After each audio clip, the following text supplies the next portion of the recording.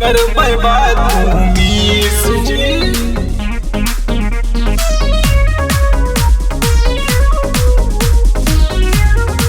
प्रेम से बोला थाने वाली मैया की लगल बा मेला सजल पंडाल, होई ना अब हमारा से इंतजार, होई ना अब हमारा से इंतजार। लगल बा मेला सजल पंडाल, होई ना अब हमारा से इंतजार। बड़त बहुते किस जी अब की मेला काय जीजा करबै बात मिस जी। अब की मेला काय जीजा करबै बात मिस जी। Music by DJ Sarfaraz.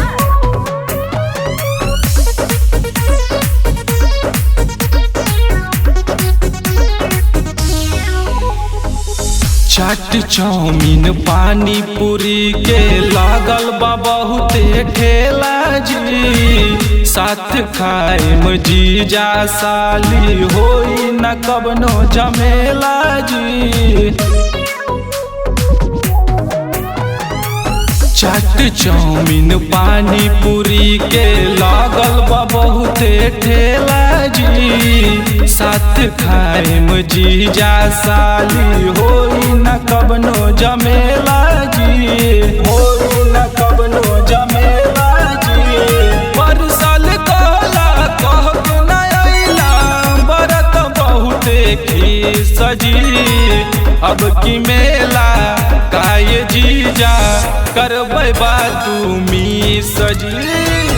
अब की मेला काय जीजा करबै बात मिस जी।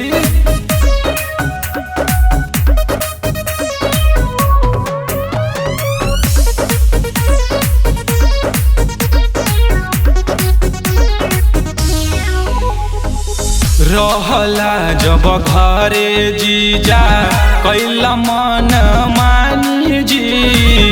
ऐसे तहूँ करे लगला जैसे कि कुछ ना जानी जी। रहला जब घरे जीजा कैला मन मानी जी। ऐसे तहूँ करे लगला जैसे कि कुछ ना जानी जी, जैसे कि कुछ ना जानी जी। हमके तू धैला हाथ के मरोड़ला देला गलिया मी सजी।